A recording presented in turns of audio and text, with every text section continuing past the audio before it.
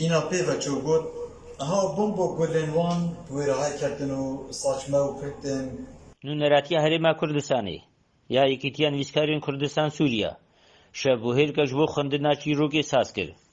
ji bo nivîskar Hekîm Abdullah û nivîskar Seyfeddîn Hüseyin bi amadebûna hejmarek nivîskar û helbestvan û çîroknivîs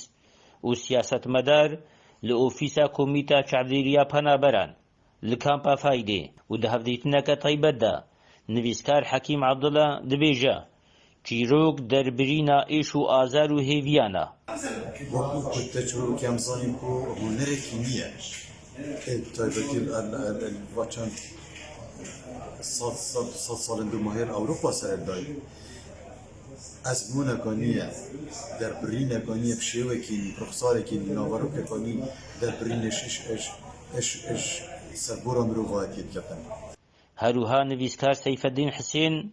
ji aliyê xwe ve ronahî xiste ser giringiya çîrokê ev rengê çalakiya birastî gelekî giringin ji miletê me re nexwasim xelkê kembar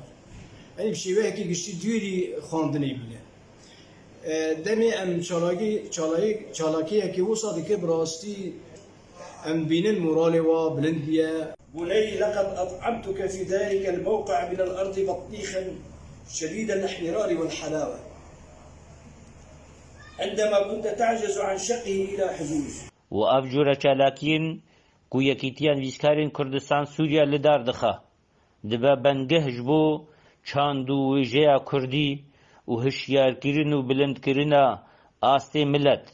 û geşepêdana hizrê netewî û dewlemendkirina pirtûkxana Kurdî di xizmeta kêşa rewaya miletê Kurd e. Mustafa Remzî.